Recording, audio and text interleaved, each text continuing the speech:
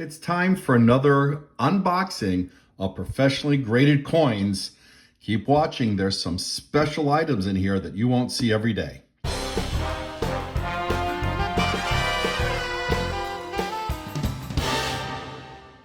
Hi collectors, thanks for watching. I'm the collector of coins, and as I said in the intro, I just got back this order from PCGS, Professional Coin Grading Service, of 10 coins I submitted for grading. And there were a few coins in here that you just don't see every day. So, as we get ready to go through what we have in here, I'm hoping that you will subscribe to my channel if you're not yet a subscriber. Remember to turn on posting notifications. Give me a thumbs up, share if you like to, and hey, check down the description below. This coin hunting mat is available for sale. All right, well, thanks for supporting my channel. Let's get into this. So as I said in the intro, this box contains a number of coins that you just don't see every day. And here it is. Here's one of them. Sorry, let me get this out of the way. This, even though it looks like an Indian cent, it is a pattern coin. Let's talk a little bit about pattern coins. So a pattern coin is a prototype or a trial coin struck to test a new design. If you look carefully, this is minted in 1858. The Indian cent first official year of production was in 1859.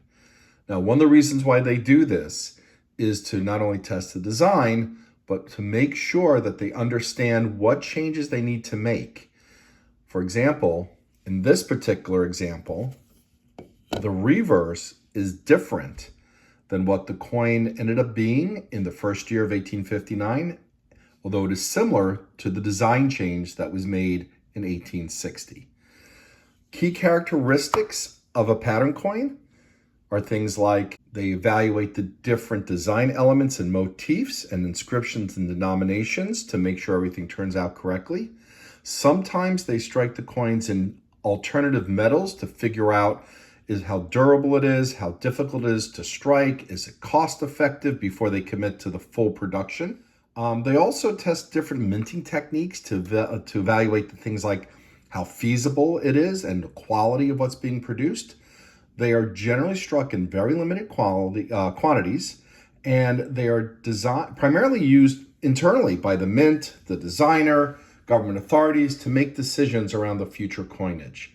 They are rare and sometimes very unique in design, and they are highly sought after by collectors. Now, a friend of mine picked up this example from another dealer, and this particular example, which is a Judd 212B, caught their eye because it had a slightly different design than the known Judds, which are the 212A, mainly the narrow bus line. I will show a picture of this and an Indian cent. We'll get a little close-up here. But this is a really great coin. Typically, these are struck as proof coins. This is proof 62. Just a terrific pickup, worth a couple $1,000s. What a great, unique coin, particularly if you're an Indian cent collector. This type of coin could be very sought after. It would be a great addition to anyone's collection. So my friend was hoping that this would get a proof 63. Pretty close, still a spectacular pattern coin. Look at how beautiful that is. Very unique piece. All right, well, hope you enjoyed that. Leave a comment. Tell me what you think about a pattern coin, particularly this one. In the meantime, we're going to move on to the next coin. This I pulled out of a pile of cents that I purchased in a collection. This got an incredibly high grade, MS67 red, better than I thought. I thought it might get a 66. I'm really happy that it did get a 67. This coin, I think, is worth over $100. Let me double check. I'll let you know in a second. Yes, worth a little over $100, mainly driven from the condition rarity. Not a lot of examples of MS67 red relative to the other grades. Really happy with the results of this one. That is a home run, and hopefully another collector will want this. Sorry for the glare from my lights, but there you go. There are like no impairments at all in the fields. Just a beautiful coin. All right, and this coin came out of an album from a collection pickup.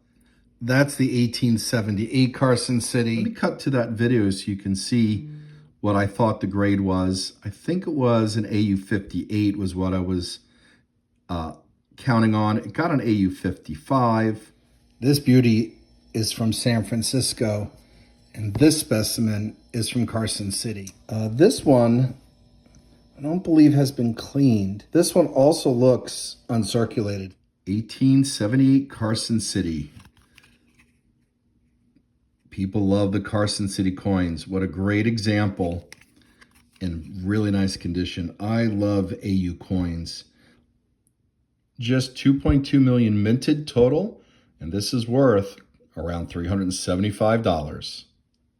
All right, let's move on to the next coin that I sent out for submission. It is another Morgan.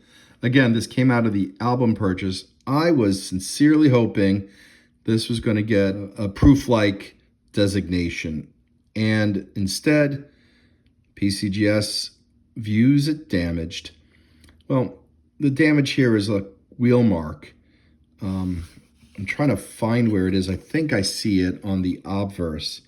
Generally caused by coins either going into a roll and getting compressed by the paper around it, or quite possibly in this case, due to what happened in the album. But this coin is absolutely stunning.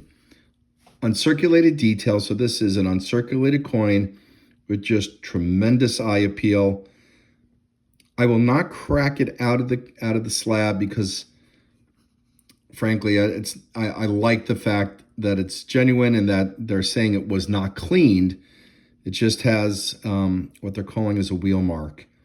So this coin is worth maybe close to $200. Someone will love this for their collection. Well, disappointment aside on this coin, let's take a look at the next one. And frankly, I'm blown away.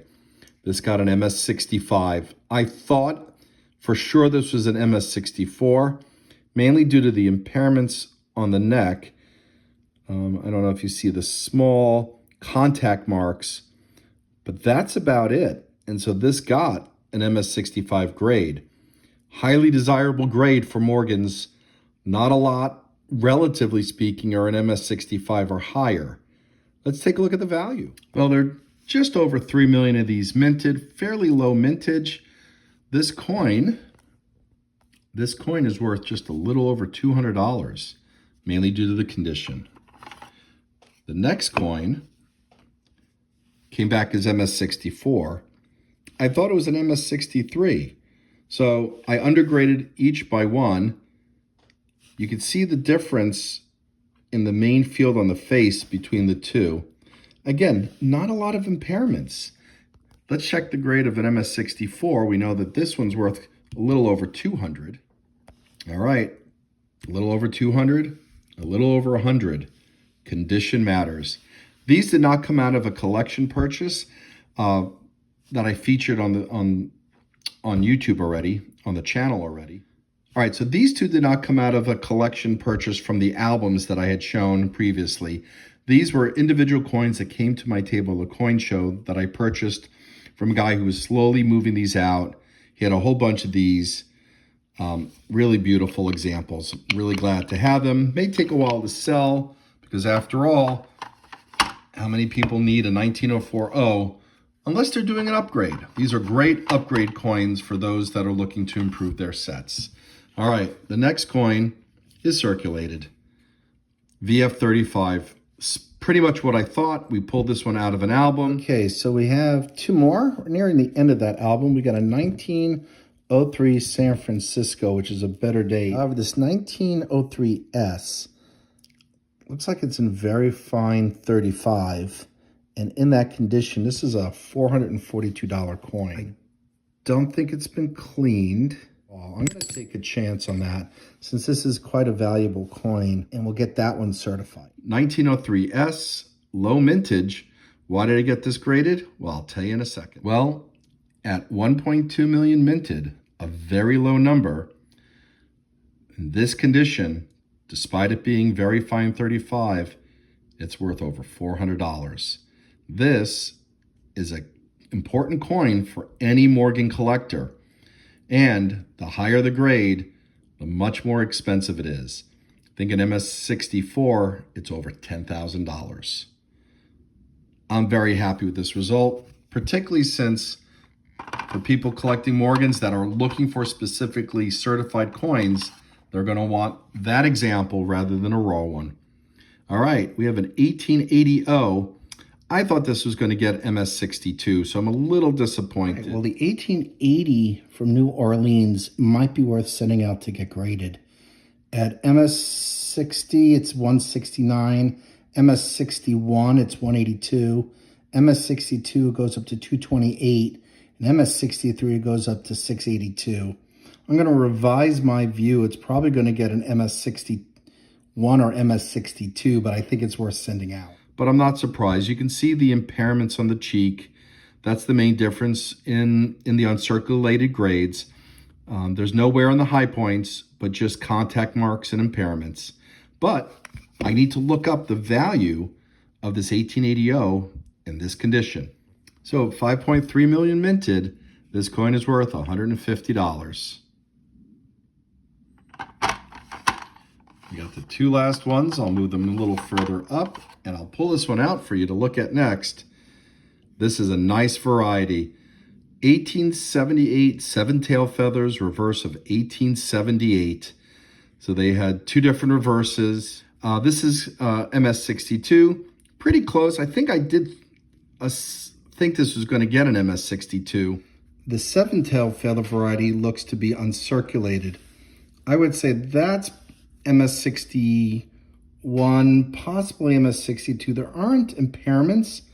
However, there isn't the luster that you would expect. Now that might be because it was sitting in an album for so long. This collection was assembled in 1980 or earlier. Beautiful uncirculated coin. I was hoping this was going to get the VAM attribution, which it didn't. And I'm going to have to call PCGS because I did pay for an attribution, and I'm wondering if they took it to mean the reverse is 78. But let me show you what I picked up looking at this. That's doubling in Liberty, which is one of the VAM varieties for sure.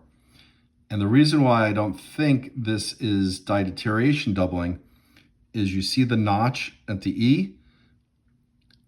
Looks like it was struck over. These are offset.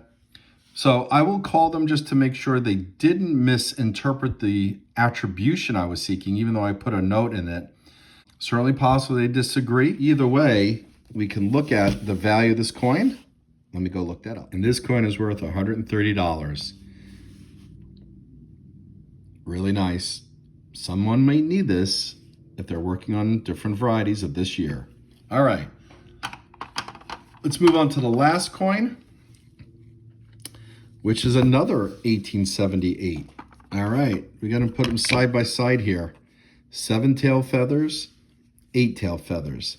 So this did come back AU, about uncirculated. I did believe it was gonna be an AU, I think 58 or 55. You can see that there's wear on the high point above the ear. The eight-tail feather variety looks to be in AU condition. There's some wear on the high points. This still has some luster despite being AU. It's unfortunate there's some wear. However, the AU coin, and let's just say it's AU 55 because it still has a lot of detail.